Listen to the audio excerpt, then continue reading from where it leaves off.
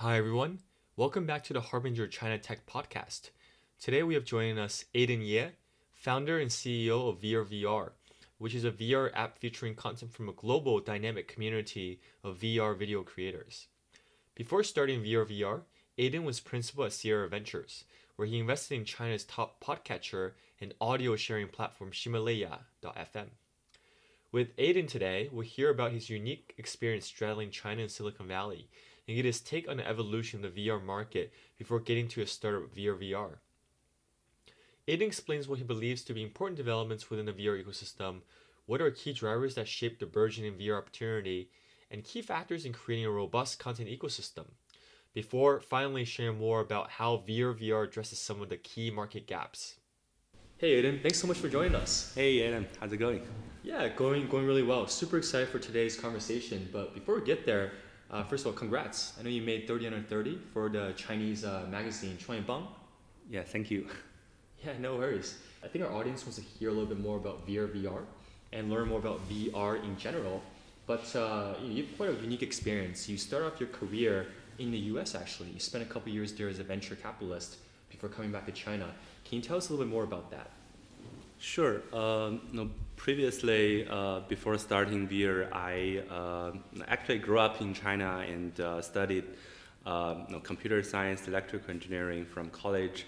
Went to UC Berkeley, also going deeper a little bit in the engineering part, get my master in computer science, and then kind of accidentally joined a VC firm. It's called Sierra Ventures, which is a 32 years old, pretty established VC firm, and has been have been worked there for a little bit over 3 years. It's been a pretty unique experience during the time which I got invested both in U.S. and in China, got some exposure to the tech scene in both countries. So that's kind of my background on a very high level. Yep. Thanks for that. And I noticed you invested in a really interesting company called Himalaya, which is doing very well today. And it seems to be a version of SoundCloud with a lot more functionality and feature set. Can you tell us a little bit more about that? Yeah. During my career at Sierra, I invested quite a number of companies from marketplace to mobile to SaaS. Himalaya is one of the best performing portfolios back then. The company is based in Shanghai. I started with Himalaya actually as a user. When I drive to office every single day, I use their podcast to listen to what's new in the tech world in China, and it's been kind of my daily routine, and it's really good product, and I liked it a lot. So I talked to the founder, and has been able to make Sierra the lead investor in the company. The company is currently, I think, one of the largest internet company in Shanghai. Monetizing really well, and probably going public in the next few years. And it's very unique experience to me because it gives me this experience to work closely with the content platform. It's comparable to SoundCloud though, but I think it's unique in many ways, and it's very innovative, both in the product as well as in the business model. And I think they are doing well and probably better than SoundCloud in many ways. Right. And we'll get to VR really quickly, but just on that, so I think your point about business model on Himalaya is very interesting because they're able to monetize your users very well. It seems that in some cases in China, or not in some cases, a lot of people are actually willing to pay for quality content done well, and they'll pay for subscription to one content creator, or they'll pay per episode for something else. Whereas for SoundCloud, I think it's a little bit different. I mean, for a lot of people, SoundCloud as a user is free, and I think SoundCloud initially tried to monetize by charging their creators to use their tool to create content. So I was wondering if you had any views on that. I mean, SoundCloud, obviously a great company. It's facing some problems recently, and I think this business model is still being figured out, whereas Himalaya is obviously monetizing very well. Any thoughts on that difference there? Yeah, I think Himalaya is innovative in many ways, and I think the key factor of its successful monetization is that they've been focused on one sector, very deeply, which is knowledge. They kind of brand themselves as the kind of the Taobao for knowledge, and in China, it's a real social phenomenon that people are feeling a lot of pressure from the society and from the the economics itself, so that people actually are facing a lot of pressure learning, and using the fragmented time when they are on bus or on their way home is a perfect time to learn.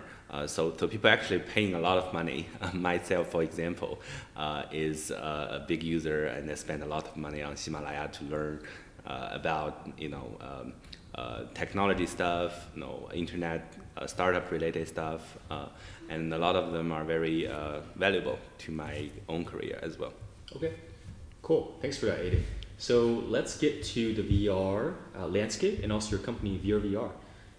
For our audience, I mean, some folks know VR, AR super well, but just for our benefit of everyone who's listening, can you talk to us a little bit more of the VR market, the evolution of it, how it started from early days and where it is today? Yeah, sure. My first experience of VR got all the way back to 2000, maybe 13, 14-ish, when Oculus, even before Oculus got acquired by Facebook. A friend of mine, Eric Romo, who is the founder of Outspace VR, which got recently acquired by Microsoft, which is really good for him. Showed me the very first DK1 experience, and over the next few years, I've been studying the space, and especially in 2015, I got to visit, as a VC, hundreds of companies across U.S., Europe, Asia. Probably one of the VCs has met most of the VR companies back then, and kind of trying to build out my own thesis around what's developing, what's going to be the future of VR. My main takeaways back then is that first of all, I'm a big believer that VR is going to become a medium that's going mainstream.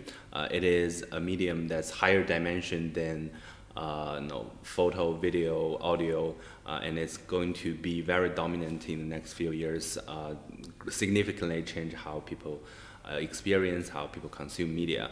But it's going to take a while because it's kind of like the early days of smartphone, when the capability of the technology itself is not catching up yet to what basic human needs is. But there's this curve that at a point the two line will intersect, and then I believe at that point people are going to suddenly find the VR headsets all over the world.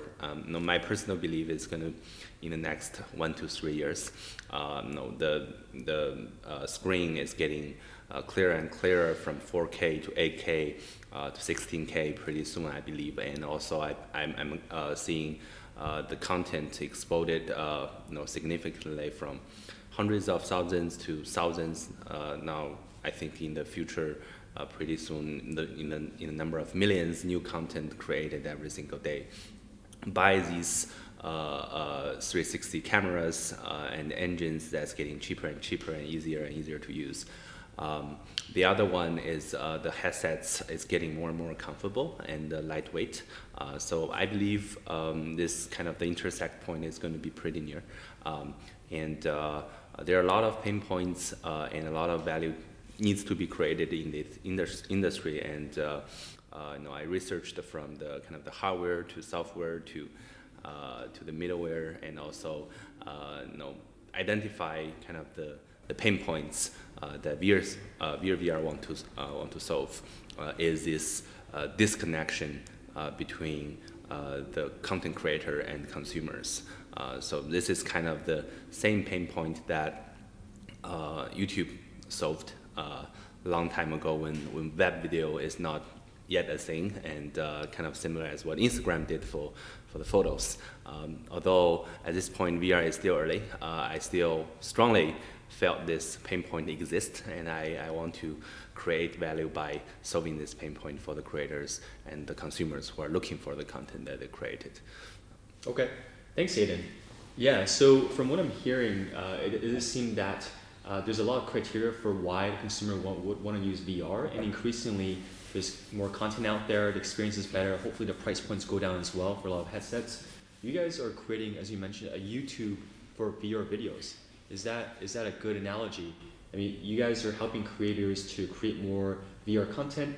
You're helping what the consumers access more of that just by having more content out there. Can you give me a clear example of what your product is and some more examples of what some of your content looks like? Yeah, I think YouTube for VR is easy to understand way of describing it in the sense that the problems we're solving is similar to YouTube for connecting the creators and consumers. But specifically for the content itself, it might be confusing because YouTube is known for video, but we are not doing VR video. We are doing a more general form factor or format of content for VR.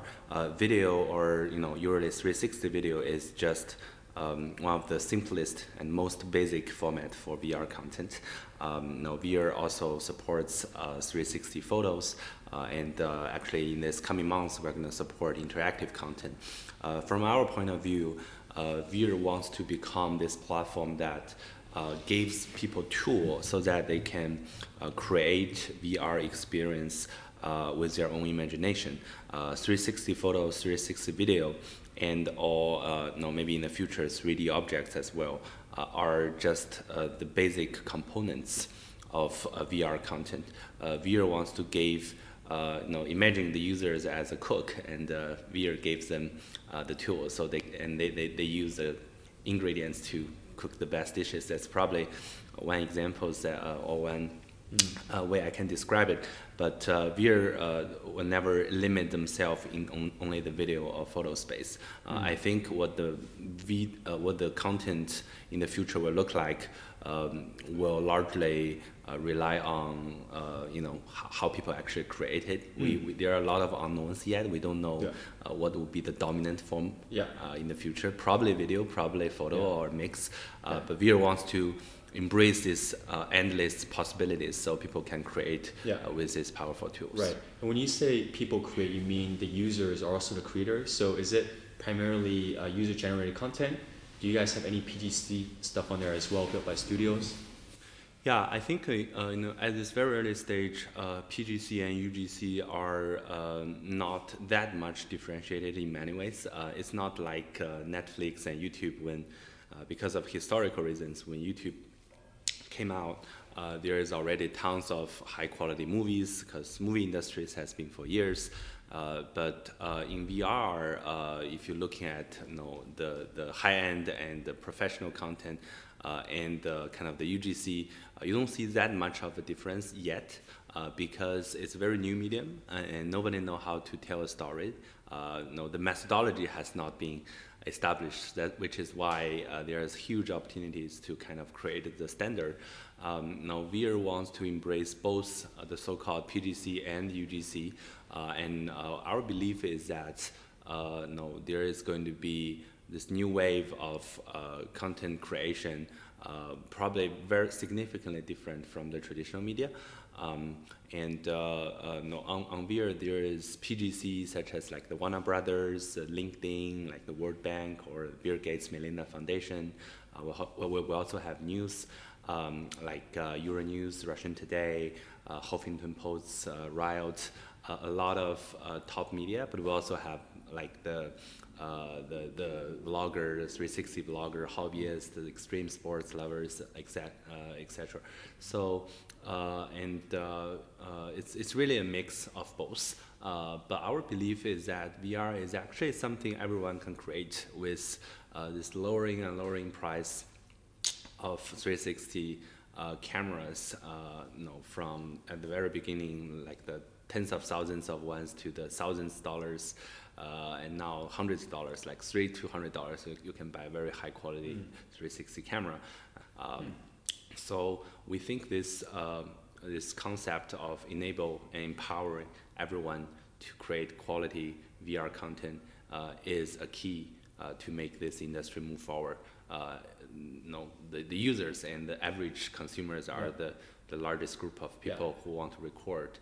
We have a kind of different view. We believe that actually, VR is not hard to create, because if you think how we make VR content, it's actually you choose a position and then you record. Differently from 2D and traditional media that you actually have to kind of either point and shoot, or you have to move the cameras, you have to do a lot of preparations. VR is to some extent easier to control and easier to record. So it's just not kind of popularized yet, but I believe with our latest technology, everyone will be able to come and create. Yeah. Before getting to a lot of other products you guys are working on to facilitate the accessibility of VR videos, I wanted to learn more about what's popular on your platform today. So as you mentioned, there's PGC, UGCs, there's all different types of content on it right now.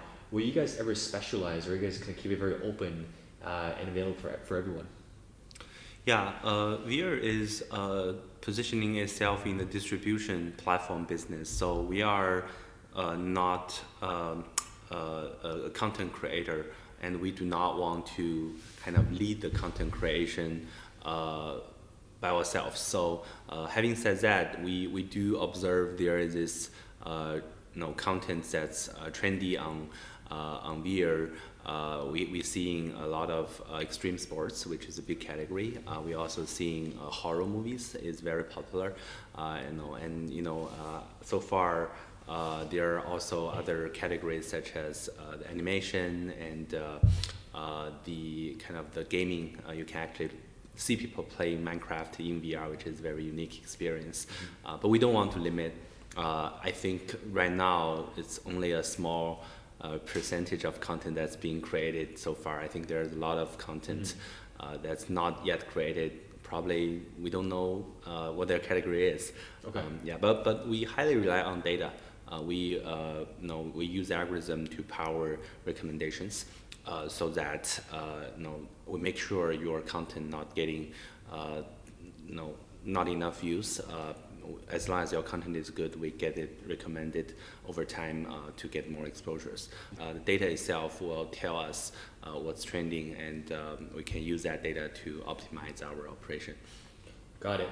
Okay, sounds good. And let's move to the products and solutions you create. So from what I'm hearing, sitting here talking to you, it seems like you're creating a lot of tools and products for content creators, making their lives easier, allowing them to create better content, looking at data to understand where they can improve.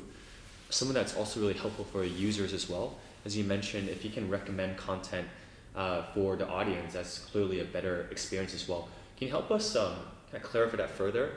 What's for the creators? What's for the content consumers? And what are these products that you actually provide them? Yeah, over time, VeeR has built this suite of product that's kind of cover the end-to-end life cycle of VR content. The beginning is either shooting or creating content. You use the next product, which is called VeeR Editor. VeeR Editor is currently the #1 360 video and photo editor in App Store, both iOS and Android. You can use it to add very fancy special effects. You can actually use it to make a 360 VR MV. We have a lot of good examples of that on our platform.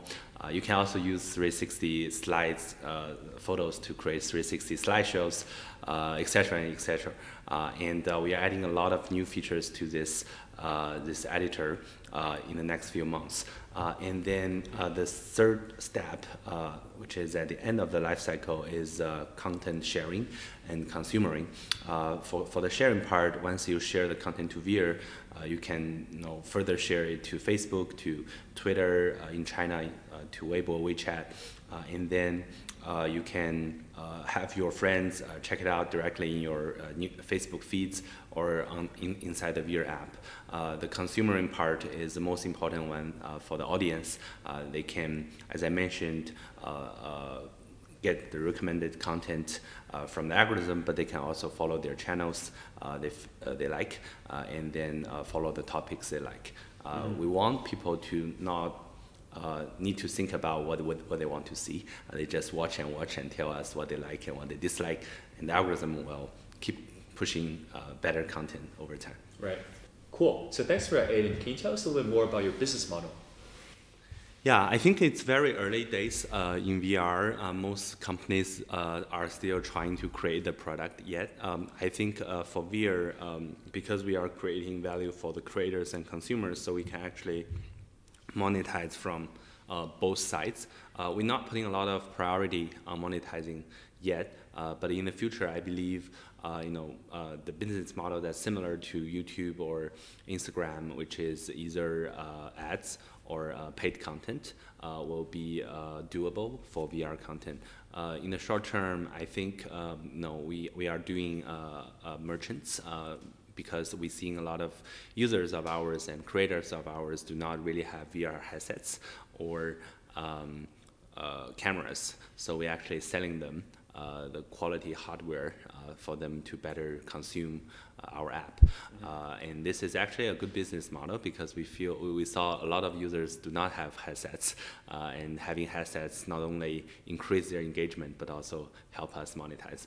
And it's interesting because if you're looking at the data, all the hardware, especially phone accessory type of VR headsets, are made in China, in Shenzhen, which is where we have another office there.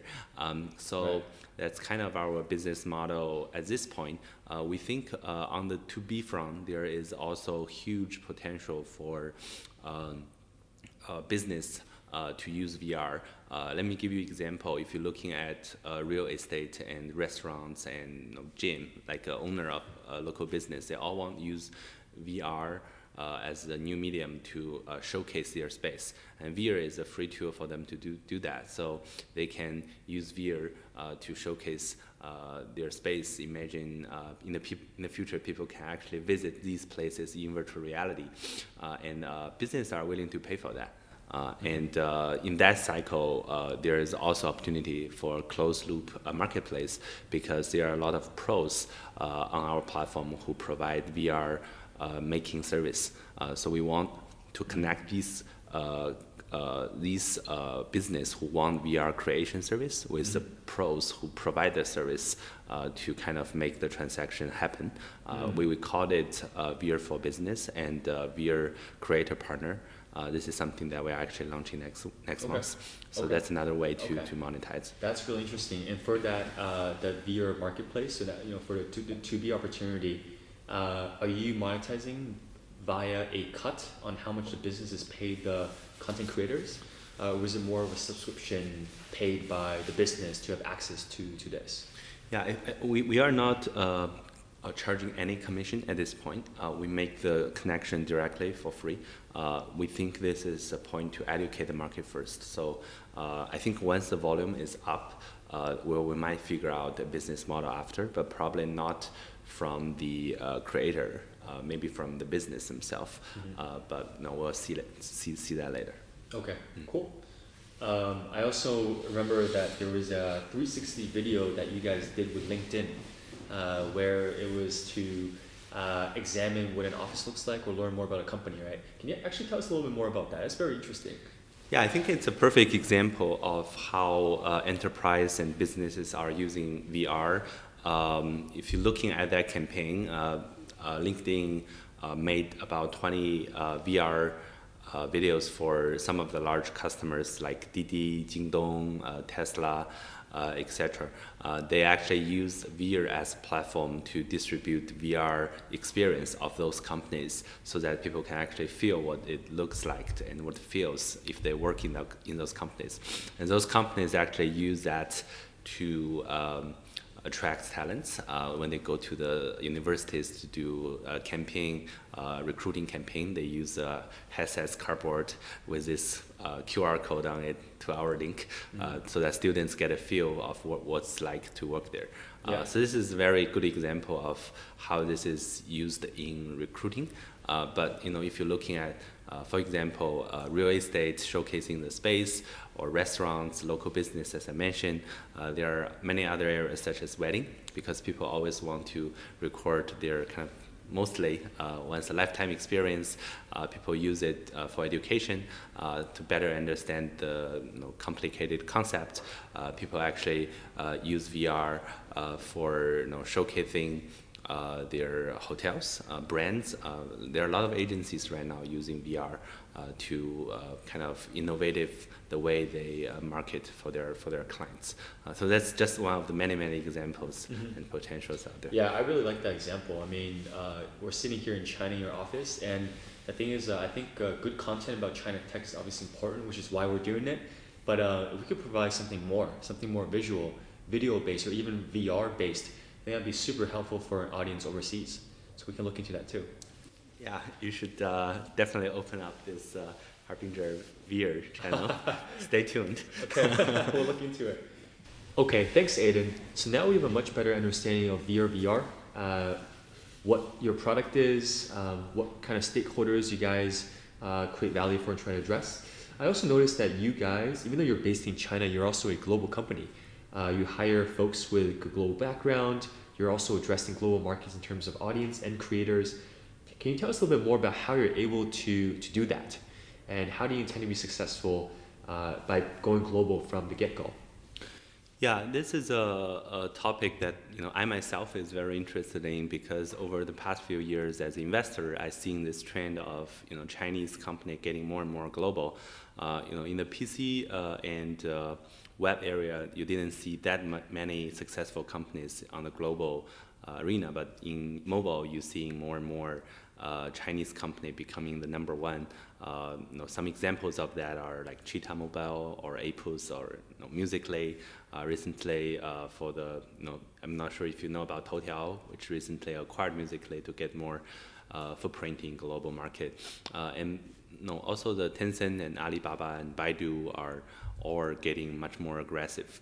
I think historically this is not being the case until the past 3-5 years, because this competition are getting fierce and fierce, more and more fierce in the internet space. The China market is getting much more penetrated than before, so that people, the internet entrepreneurs in China are getting more aggressively in the overseas market, especially when they see the successful stories overseas.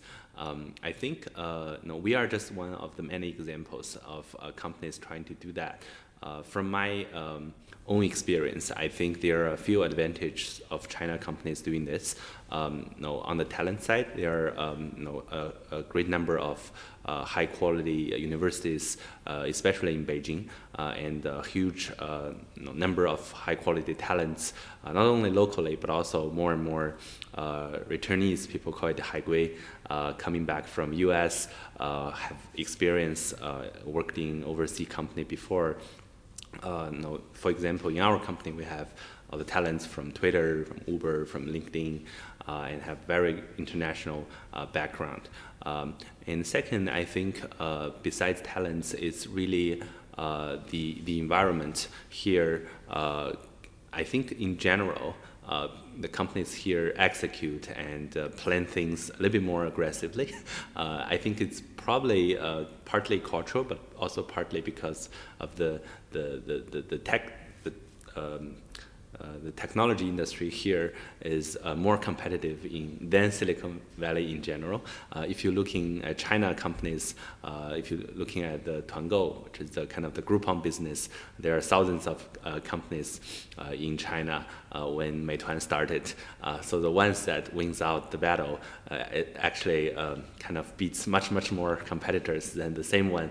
Probably only a few people doing what Groupon did in US back then. So that the competitiveness of the China internet startups make the winner more aggressive and more competitive on a global scale. And that's kind of how it works here.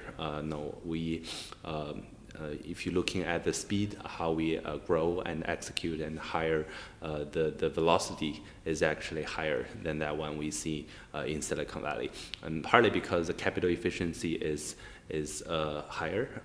In Silicon Valley, it's very expensive to hire very high quality content, and you have to maybe beat Google and Facebook. But in China, there are also a huge number of talents who want to join startups, and that's kind of an advantage we have here.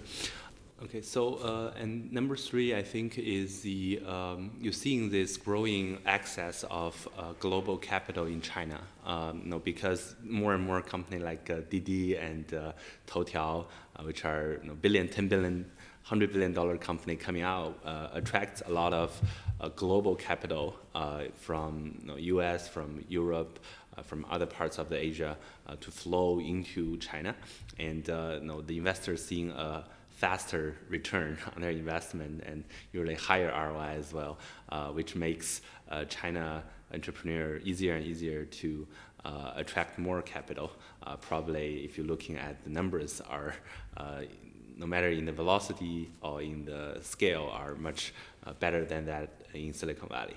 So I guess those three, when talents, competitiveness, and access to capital, or makes this environment more and more favorable to the Chinese entrepreneurs. Yeah. So this is back to one of the points you mentioned around talents and around more people coming back. I'm at your office now, and earlier when we were getting lunch, I noticed there's a lot of Haikwei. A lot of folks who are Chinese went to the U.S. to study and came back. So how do you go about attracting them? I mean, what is your emphasis on culture, and how are you able to attract these very prized global talent? Yeah, our company does have a very strong record in hiring. The very early engineers, we have 5-6 people who are previously either tech partners or even CTOs at startups. We have some of the best entrepreneurs from Sina, from Freewheel, from Uber, from LinkedIn. Head of product used to be head of one product at Uber. All our designers are very international, from previously in top universities and worked at like Microsoft, Autodesk. And especially our operation and marketing team, 80% of them are Haikwei, and we also have foreigners. We are trying to build a very diverse and international culture here. Everyone speaks native English and come from.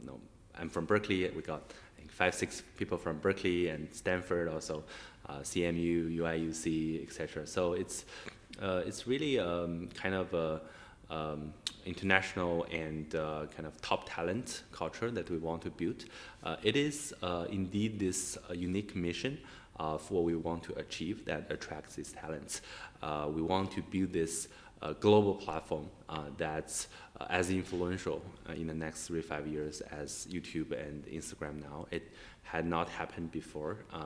Baidu, Tencent, and Ali are super successful in China, but we do want to build some product that's going beyond just China influence. We want to build a product that global people use to consume VR. I think that unique mission is kind of historical because once we do that, there will be more companies trying to do that, so that and this mission itself attracts a lot of talents. It's very challenging, but it's going to be very meaningful. Right.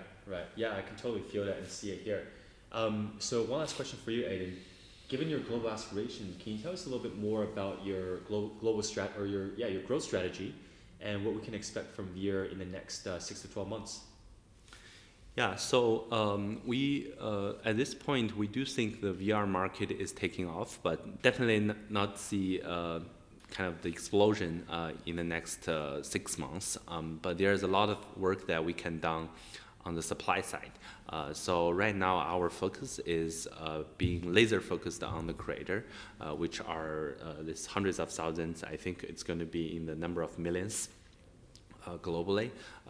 who are VR creators using 360 camera or building CG and building virtual and immersive experience for either their own hobby as a consumer or for the business. These are the people that we want to serve the best. And we're building VeeR VR with more and more support for interactive content, for photos, for narrative, audio, for all types of tools that they need to create best content. And we're also building monetization layer on top of that, probably somewhere next year, so that they can directly sell these experience to the world. On the operation and marketing side, we are launching a lot of new contents that teach creators and educate average consumer how to make VR content. We want to make them aware that VR content is very easy to create, so that we can convert people who are interested and convert business who are interested to showcase their virtual experience to actually do it themselves. And we want to build this marketplace, as I mentioned, to close the loop of people who provide VR-related service to people who need it. So it's both operation, marketing, and the product is all centralized around serving the creator best. Creators are the most important user for us right now. We believe once the market takes off, as long as we have the most creators and the best aware brand among creators, we will put ourselves in a good position.